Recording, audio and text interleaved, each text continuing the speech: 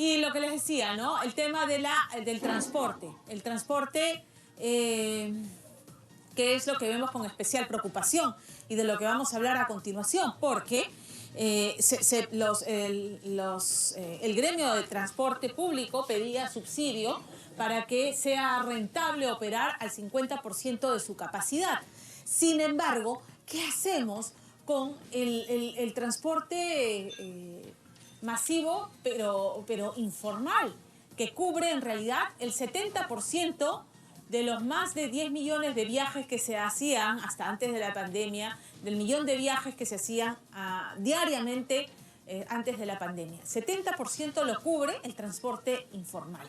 Y entonces es ahí donde se generan las aglomeraciones, donde ya hemos visto que se llenan las combis igual que siempre, sin respetar la normativa sanitaria dispuesta por el MTC y por el Ministerio de Salud.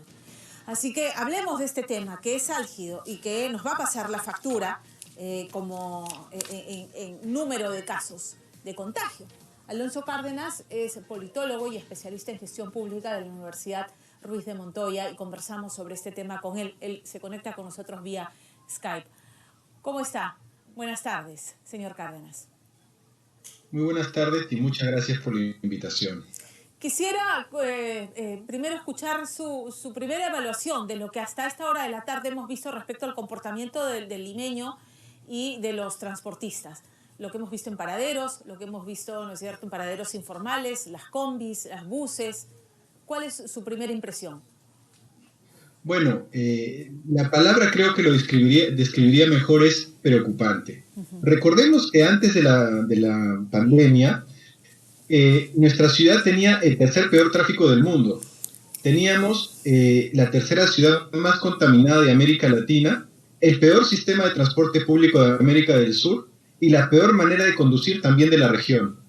Eso ha sido hace 100 días y después de 100 días tenemos la misma situación, es decir, no se ha modificado nada de los temas de fondo en relación con nuestro transporte. Y eso es sumamente preocupante porque la evolución de los focos de contagio ha pasado de los bancos a los mercados y ahora el foco de contagio principal es el transporte público, lo cual es sumamente grave dado, digamos, las cifras y los números que nosotros manejamos. Usted mencionaba que en la ciudad de Lima aproximadamente se hacen 17 millones de viajes, digamos, diarios. Sí. De los cuales el 65% usa transporte público, el 13% automóviles, y el otro 13% es entre caminar y usar la bicicleta. Entonces, efectivamente, el principal foco del traslado de los ciudadanos de la capital es el transporte público.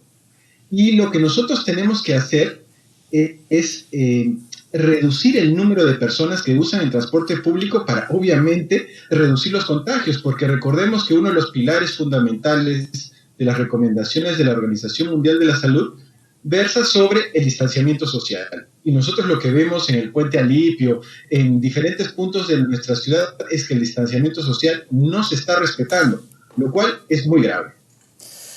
A ver, ok, esto es sumamente preocupante. Ya se había advertido antes, ¿no es cierto?, que el transporte público iba a ser foco de contagios. Que el subsidio resuelve en algo, porque entiendo que el subsidio además aplica para los transportistas formales, pero el 70% de estos viajes diarios, millón de viajes diarios que se hacen en Lima, lo cubre el transporte informal. Así es. Mire, yo creo que ahí podemos hablar de 6 medidas para efectivamente nosotros empezar a reducir el hacinamiento en el transporte, es decir, esos 17 millones de viajes, el 65% se hace en transporte público. Sí. La primera medida que tenemos que fomentar es necesitamos más bicicletas. Necesitamos una red de ciclovías como la tiene, por ejemplo, Bogotá, la tiene Buenos Aires, la tiene la Ciudad de México y nosotros no tenemos eso. La ATU ya ha anunciado que vamos a tener 300 kilómetros de ciclovías hasta agosto. Pero nosotros, si nos comparamos, pues, por ejemplo, con Bogotá tiene el doble. Nosotros no tenemos un sistema, necesitamos un sistema de bicicletas. Otro tema fundamental para reducir el hacinamiento en el transporte público, que es clave, pero no se ha hablado mucho, es que las grandes empresas las 500 empresas más grandes del Perú tienen que hacerse cargo del traslado de su personal. Eso es fundamental. Ujú. Nosotros tomamos, por ejemplo, el banco de crédito, ¿no? El Grupo Credicorp. El Grupo Credicorp tiene 30.000 personas que trabajan en sus oficinas. El Grupo Credicorp o cualquier otra empresa podría hacerse cargo del traslado de su personal, porque así está evitando que se exponga al contagio y además está reduciendo la presión que existe en el transporte público. Eso creo yo sería una gran medida que le quitaría presión y le quitaría estrés a nuestro sistema de transporte. Otro elemento fundamental es que se tiene que derogar el Decreto Supremo 094/2020 de la PCM, que señala que el 40% de los servidores públicos, de los trabajadores del Estado, van a ir a trabajar presencialmente. Nosotros en el Estado, de acuerdo con Servir, hay 1.400.000 trabajadores. Y la verdad, la gente que está en los ministerios no debe ir a trabajar. No debe ir a trabajar, porque el tema del transporte público es realmente crítico. El tema de esta disposición de horarios diferenciados para trabajadores del sector público que tengan que ir físicamente a hacerlo, ¿ayuda en algo? Ayuda en algo siempre y cuando no solamente no utilizan el transporte público, sino también el propio ministerio les ponga una movilidad. Yeah. O sea, es fundamental que el distanciamiento social se respete en el transporte público. Digamos, el Ministerio de Justicia, el Ministerio del Interior, la PCM, pueden organizar un sistema de movilidad así como tienen los colegios, porque recordemos que los colegios no están funcionando, las movilidades están totalmente paradas, y nosotros de ahí podríamos generar un sistema para que se genere este tipo de movilidad tanto en las grandes empresas, porque recordemos que también los viajes interprovinciales, si bien es cierto, se han reiniciado, pero tampoco están operando al 100%. Entonces, si utilizamos el transporte que está parado, los viajes interprovinciales y el transporte escolar, podríamos tener un sistema mucho más amigable con estas personas para lo fundamental es reducir la presión que existe en el transporte público. Otro elemento, creo yo, que es fundamental, es los carriles exclusivos para, por ejemplo, los corredores. Esa es una excelente manera de que los carriles exclusivos reducen el tiempo en que la gente está en el transporte y por lo tanto se reduce el contagio. Y además se combate el transporte ilegal, por ejemplo, los colectivos, ¿no? Que los colectivos, en un colectivo es imposible pues, mantener el distanciamiento social. Y además controla también el aforo en los corredores, ¿no? Entonces, un carril exclusivo que se viene diciendo hace tiempo y no lo podemos implementar. ¿Por qué razón? Lo desconozco, ¿no? Y otro elemento que creo yo es muy importante es que se tiene que implementar ya no pico y placa, sino el hoy no circula. Como otras ciudades latinoamericanas, por ejemplo, la Ciudad de México.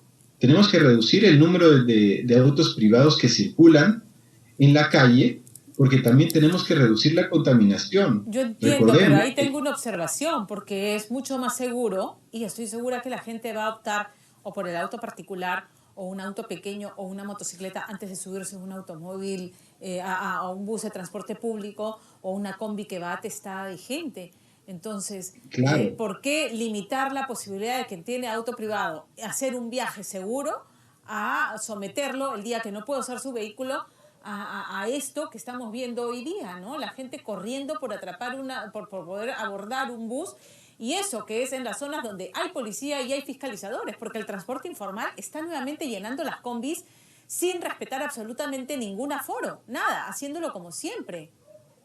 Claro, pero digamos, el transporte privado se concentra en los distritos con mayores ingresos de la capital. Uh-huh. Y el transporte privado también generalmente, en la mayoría de los casos, tiene un empleo formal, ¿no? Digamos, no todos, pero sí un porcentaje importante.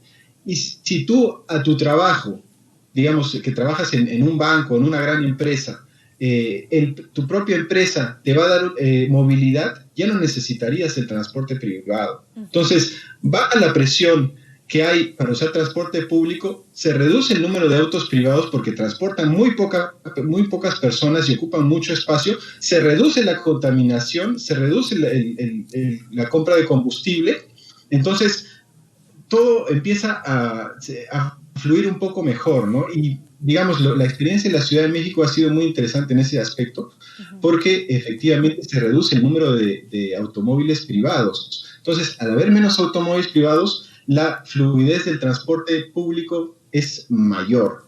Y finalmente, bueno, el tema del subsidio al transporte formal yo creo que es indispensable, ¿no? Es indispensable porque ya hay varias experiencias, no en América Latina, pero sí en países europeos, donde el subsidio al transporte formal ha sido una enorme ventaja sobre todas las personas que viven lejos de la periferia y que se tienen que trasladar mucho tiempo y gastar mucho dinero para llegar a sus centros laborales. Ok, lo del Aquí, subsidio, estamos de acuerdo con el tema del subsidio. Era necesario además porque de otro modo no es rentable para estas empresas formales que tienen trabajadores, tienen planillas y que tienen que cumplir. Sin embargo, volvemos al inicio. ¿Qué hacemos cuando el 70% del transporte público de Lima es informal? Si a esta gente no le llega el subsidio, seguirán actuando bajo las mismas condiciones prepandemia, llenando los buses, llenando las combis, las coasters, sin respetar. Veremos al cobrador y al chofer seguramente con mascarilla y a sus pasajeros también, pero combis, como ya ha ocurrido hoy día, atiborradas de gente. Digamos, en esta claro, circunstancia extraordinaria, ¿no debiera incluirse el subsidio para estas unidades, entendiendo que nuestra realidad es esta? yo creo que sería un error, ¿no? Yo creo que sería un error porque el Subsidiarlas. subsidio no es, sí, Ya. el subsidio no es que te regala dinero, ¿no? O sea, el Estado le va a dar, va a subsidiar a las empresas, pero bajo ciertas condiciones. Ujú. O sea, por ejemplo, ya el gran problema, el de fondo, Ujú. es que nos hemos desentendido por 20, 30 De años de nuestro acuerdo, sistema de claro. transporte y, digamos, no hemos exigido que las empresas cascarón, o sea, estas empresas que solamente son afiliadoras y no Sí, tienen en plantilla nadie y todo se cobra sí. el día a día, y ese problema tiene que desaparecer. Pero no va Y a la única desaparecer manera de ahorita, o hacerlo, sea, no va a desaparecer ahorita y esas son las que están dando el servicio ahora, claro, provocando lo pero que estamos viendo, ¿no? Combis atestadas, gente desesperada por subir, apelotonamiento en los paraderos y por lo tanto, contagio seguro, contagio seguro. claro, pero lo que pasa es que no hemos implementado ninguna de las medidas que yo le he mencionado. No, Ujú. no utilizamos más bicicletas, las empresas grandes no se hacen cargo del traslado de su personal, el propio Estado está fomentando que la gente salga a trabajar, no hay carriles exclusivos para las empresas formales, no se ha dado todavía el subsidio al transporte formal y tampoco hay hoy no circula. O sea, son una serie de medidas que combinadas pueden empezar a reducir este problema Y que que debieron empezar a obviamente, prepararse y aplicarse antes del primer día de cuarentena, lo que habla de por que supuesto, no se ha hecho ese trabajo de no, previsión para hoy, para iniciar la desescalada total. claro, porque yo le mencionaba al principio de la entrevista que las condiciones prepandemia y pospandemia del transporte son las Son mismas. las Seguimos mismas. teniendo el tercer peor tráfico del mundo, la tercera ciudad más contaminada del mundo, el peor sistema de transporte público de la región y la peor manera de conducir en América Latina. No hemos modificado absolutamente nada. Y esas medidas creo yo que han funcionado muy bien en otros lugares, podrían, combinadas como una política pública en materia de mejora del transporte público, pues efectivamente, primero que nada, mejorar el servicio y segundo y lo más importante, promover el distanciamiento social dentro del transporte. Que es necesario. Señor Cárdenas, muchas gracias por habernos atendido esta tarde. Muchísimas gracias a usted por la Gracias. invitación. Buenas tardes.